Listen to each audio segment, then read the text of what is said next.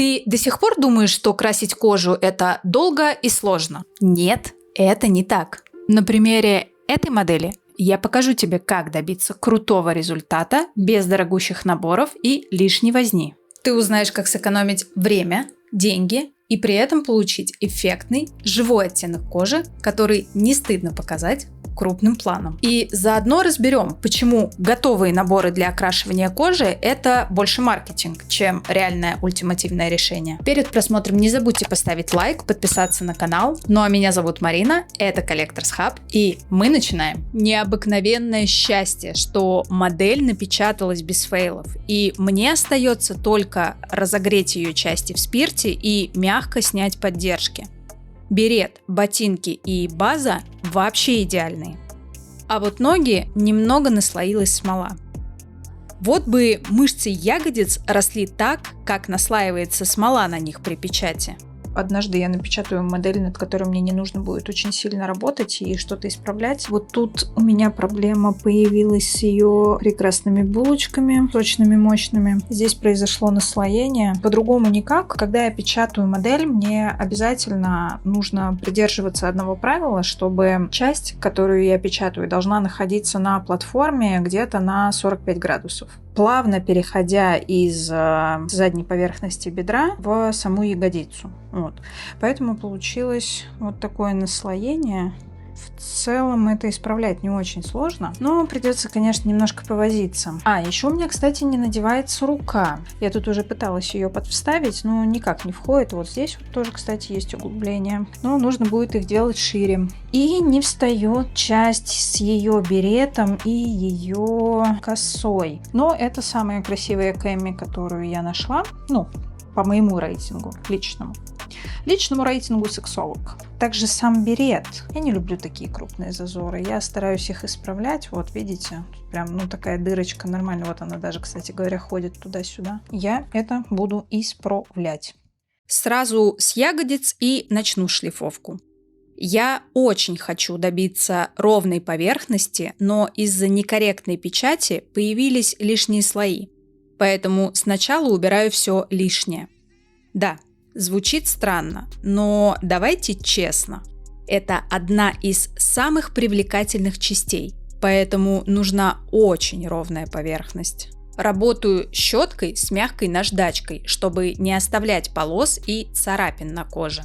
Также при печати на бедрах появились небольшие полосы.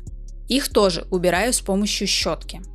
Вообще, почти 80% работы происходит именно этой щеткой, так как она мягко убирает лишние слои, не царапает пластик и ее размер позволяет шлифовать почти любую часть модели. Торс также начинаю обрабатывать щеткой, а далее беру лист наждачки и убираю поддержки с боковых частей ремней. Удобно работать листом, сложенным пополам. Так я могу регулировать толщину и площадь инструмента для шлифовки. Поддержки я расставляла со спины, поэтому убрать кратеры и куски поддержек мне нужно только сзади. На ботинках все супер, но мне надо подогнать высоту и ширину блока вставки в базу. Постепенно я буду спиливать часть пластика и примерять сразу на базе. Моя задача – сделать так, чтобы подошва плотно прилегала к поверхности базы. Забавно, что для этого мне пришлось убрать около 1/3 задуманной высоты. Мне вечно непонятно, почему так. Возможно, потому что большинство авторов после проектирования моделей не печатают их и не проверяют стыковки физически. Нормально ли это? Так я говорю, нормально ли это? Также немного уберу остатки поддержек с задней части ботинок, но их тут совсем немного. Клок волос, который крепится к голове, вообще загадка для меня. Если с ногами я еще могу понять, скорее тут проблема во мне. Можно было бы расположить часть модели значительно лучше и избежать наслоения. Но тут все иначе. Я заранее продумала расположение так, чтобы избежать установки поддержек на местах стыков. Но все равно не собирается. Убираю лишнее, параллельно примеряя деталь в паз для косы. Когда все поместилось, мне нужно состыковать еще и третью часть – берет. Я не буду долго томить вас, на все про все у меня ушло порядка 1,5 часов. Пришлось расширять полость отверстия под беретом где-то в половину, чтобы коса не упиралась в ровную поверхность берета, а также выравнивать саму косу и на глаз скульптурировать все фигурные части волос. И в завершение приготовлений к покраске готовлю элементы грунтовки. Перемещаемся на пару дней вперед, и сейчас у меня на столе загрунтованная модель. Я собрала все ее части тела, которые будут окрашиваться в телесный цвет. Это ноги, голова и руки. Здесь у меня остались детали, с которыми я поработаю чуть позднее. Сейчас я буду работать с собранной фигуркой, потому что очень важно в таких моделях изначально создать базу с хайлайтами. То есть мы сейчас будем выделять основные светлые оттенки, а дальше я ее разберу и буду работать с каждой частью по отдельности. Окрашивание начну с контрастов. Для начала я нанесу белую краску, добавив немного воды, и создам хайлайты на нужных частях тела. Обычно это что-то выступающее и выпирающее. Лоб, верхняя часть рук, бедра и, проще говоря, то, что выпуклое и смотрит на нас. То же самое и сзади. Чуть больше на икры, ягодицы и плечи. Делаю так в пару слоев. Там, где надо, добавляю больше белого. Дальше я использую фиолетово-красный оттенок, также замешав его до консистенции, совместимой с аэрографом. Этим цветом покрываю все тело модели. Переборщить будет сложно, так как мы высветлили нужные нам выступы белым цветом. В совсем темные части я специально не задуваю краску, нам это по сути и не нужно. Так как слой краски тут довольно большой, плюс для работы аэрографа добавлено где-то 50% воды, я пока отложу ее посушиться и быстро окрашу базу. Тут все будет очень просто, беру светло-серый оттенок и в технике сухой кисти прохожусь по всем камням на базе. Где-то более интенсивно, где-то менее, не страшно. Это только основа, которая создаст объем и текстуру камня. Потом вмешиваю темно-коричневый цвет прямо в серый. И да, я это сделала, но забыла включить камеру. Поэтому вы видите готовый результат, а не процесс. Без отговорок, результат! Для платформы я возьму оттенок Heavy Charcoal, потому что я не очень люблю чисто черный цвет, а грунт на базе отдает глянцем, что не очень хорошо сочетается с камнями сверху. И для финальной отделки базы использую черную смывку от Tamiya.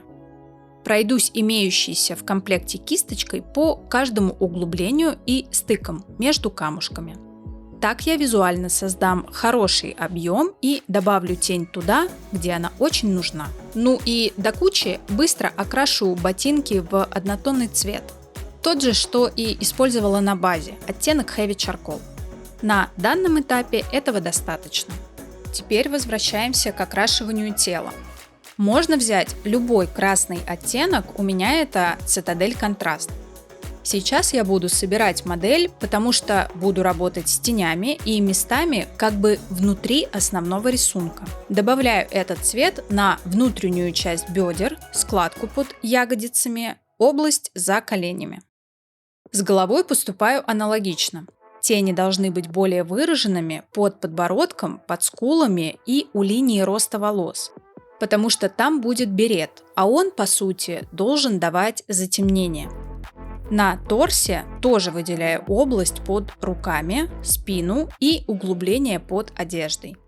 Так, смотрите, немного про ленивый покрас. Вот здесь можно использовать обычную пищевую пленку, которую мы используем для того, чтобы закрыть уже покрашенные части модели. Но так как сейчас я буду работать со светлыми частями на ее теле, мне будет, конечно же, удобнее и вообще правильнее будет собрать саму модель. Потому что так удобнее наносить цвет сверху вниз.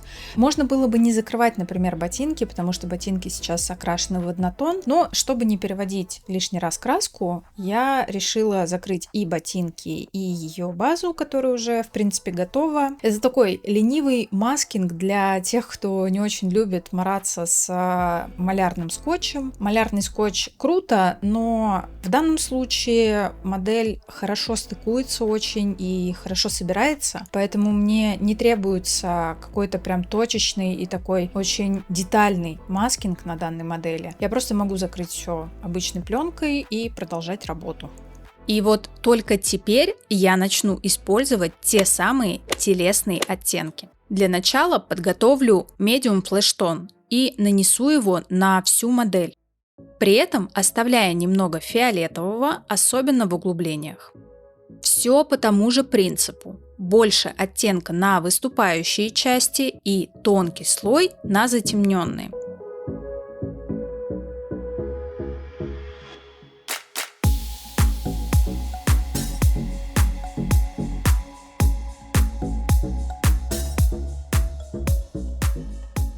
Далее беру базовый оттенок кожи и повторяю нанесение по тем же участкам слой за слоем. Уже можно видеть, что при таком способе получается много разных оттенков. Текстура кожи и анатомия становятся очень выразительными. И самое главное, в этом нет ничего сложного. Теперь, когда основной тон меня устраивает, я добавлю детали. Использую Citadel Contrast. Снижаю давление в компрессоре примерно вдвое. Аэрограф начинает как бы плеваться. Плевки наношу прямо на кожу. Да, где-то получится перебор, темные пятна, женщина-далматинец, но это не страшно. В следующем шаге я это поправлю. Снова беру белую краску и замешиваю ее с водой, чтобы получить легкую светлую дымку. Наношу ее поверх пятен, особенно там, где они слишком яркие или их концентрация слишком велика. Благодаря тому, что я добавляю воду в краску, уже разбавленную под аэрограф, она ложится как фильтр, приглушая контрастность. На этом пока все с кожей. Сейчас мне нужно проделать аналогичную работу с пальцами, там же тоже кожа. А остатки светлой краски от первого слоя потрачу на берет, потому что он должен быть красным, а я хочу сочности, и поэтому перекрою черный грунт. Для окрашивания волос я использую два оттенка – бежевый и светло-желтый. Тут две косы, и сначала окрашиваю их в бежевый, два слоя, а затем добавляю контрастный желтый оттенок на выступающей части. Тем временем высох первый слой светлого на берете. Добавлю еще один, но аккуратнее. Сверху наношу чистый белый оттенок и прохожусь по боковым выступам. Стараюсь не попадать белой краской в складки. При доработке берета они мне понадобятся для затемнения. Теперь беру красный и окрашиваю берет. Он смотрится так красиво, ну а я снова стараюсь обильно наносить цвет, но не в складки. Для них я беру фиолетовые чернила и аккуратно добавляю их внутрь. Теперь основная часть берета завершена. К нашивке вернусь чуть позже. Теперь мне надо доработать ее ботинки. Сначала использую Gunmetal, чтобы прорисовать металлические люверсы. Они очень маленькие, поэтому просто ставлю точки. Дальше беру светлый коричневый оттенок и прохожусь им по шнуркам, а также по краям отворотов на ботинках. В завершении прохожусь смывкой по подошве и под язычками. Немного развожу цвета для объема. На ногах мне нужно окрасить выглядывающие части носков в красный цвет.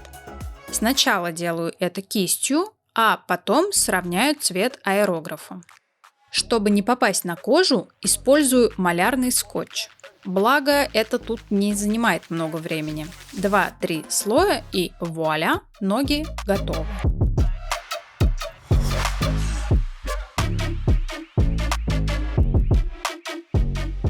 Для купальника я возьму оливково-зеленый и сначала окрашу все кистью. Для меня это самый удобный и быстрый способ, но бывает, что краска ложится кистью плохо. Тогда прибегаю к маскингу.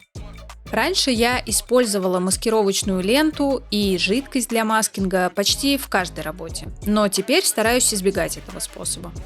Просто заранее проверяю краску. Она должна быть плотной и укрывистой. Этот оттенок лег отлично. Окрашиваю весь комбез и приступаю к детализации. Для начала беру тот же оттенок, которым работала кистью, и выравниваю поверхность от мазков, если они есть.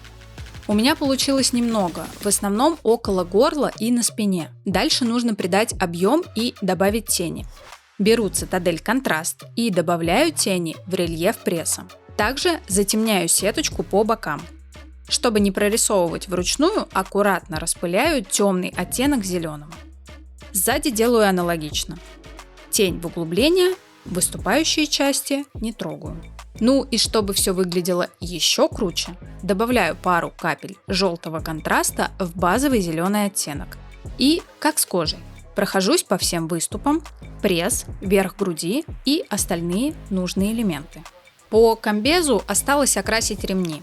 Heavy Charcoal мне в помощь, просто кистью прокрашиваю все. Для ее перчаток-пластин, простите, я честно не знаю, как это правильно называется, мне понадобится красный оттенок с примесью металла. У Валехи есть классная вспомогательная жидкость медиум, придающая акриловым краскам на водной основе эффект металликов. Хорошенько размешиваю ее и красный оттенок Heavy Red. Добавляю медиум в основной оттенок, где-то 1/3 на используемый объем основной краски. Теперь заклеиваю пальцы маскировочной лентой и просто окрашиваю нужные элементы в перламутровый красный. Далее мне нужно закончить берет. Сначала добавляю темно-серый по окантовке, а потом перехожу к нашивке. Ее основной цвет горчично-желтый. Сначала обклеиваю грани треугольника маскировочной лентой, потому что ненавижу вручную красить желтый. Один из самых капризных цветов. Чтобы он выглядел нормально, нужна белая подложка. После нее уже наношу нужный по лору цвет. Осталось окрасить голову. Беру те же оттенки, что и для кос, и сначала окрашиваю волосы кистью, аккуратно в один тон. Рядом положу готовую часть косы, чтобы свериться с оттенком и не уйти в другой оттенок, светлее или темнее. Чтобы окрасить глаза, сначала добавляю черный на сам глаз и ресницы, сверху и снизу. Если я хочу яркого акцента на глазах и лице, мне снова нужны тень и объем. Темная подложка тут очень помогает. Потом окрашиваю белки. И да, когда есть темная подложка, это удобно. Заехал, исправил и все просто. Глаза у Кэми голубые. Сначала я намечу, где будут ее радужки, и только потом буду их увеличивать. Вслепую вполне себе можно получить раскосые глаза. Поверьте мне, я такое рисовала и не раз. Как только положение радужки меня устраивает, потихонечку увеличиваю. Начиная от верхней части ресниц, отрисовываю круглую форму. Пока использую только один оттенок – голубой. Дальше снова намечу положение зрачка, уже темным цветом и также немного увеличу. И последний штрих – 2 блика в уголки зрачка, просто белый. Осталось окрасить губы и прорисовать небольшой шрам на ее лице. И теперь приступаю к склеиванию головы и кос. Так как волосы возле лица я окрашивала кистью, будет лучше и правильнее сначала соединить эти части с косами, а затем еще раз пройтись по ним одним оттенком из аэрографа, чтобы точно выровнять цвет. Когда я все склеила, аккуратно прохожусь аэрографом по затылку и стыком, выравнивая оттенок. В завершении приклеиваю берет и примеряю мелкие пряди, которые пока не окрашивала, просто чтобы убедиться, что они нормально входят и хорошо смотрятся в общей композиции. Все супер. Пряди окрашиваю и вклеиваю. А как они выглядят в финале, вы увидите буквально через пару минут. Давайте подведем итоги. Ёп твою мать. Готовые наборы – это неплохо, и они не то чтобы упрощают нам жизнь, а скорее немного нас путают. И я не претендую на роль профессионала в окрашивании, у меня у самой есть такой набор, я его покупала. И я уже неоднократно говорила в своих видео, что выбирая между проще и сложно, я выберу проще, чем сложно, где я выиграю и все брошу. И я очень надеюсь, что это видео было вам полезно. Если вам есть что добавить, пишите в комментариях. Ну и по традиции, огромное спасибо тем, кто досмотрел это видео до конца. Подписывайтесь на канал, если вы этого еще не сделали. Впереди нас ждет очень много новых роликов. И если вам вдруг было мало этого ролика, вы можете еще посмотреть вот этот и вот этот. И я с вами прощаюсь, но впереди нас ждут финальные кадры Эбби. Кэмми. Эбби. Сочный, мощный Кэмми.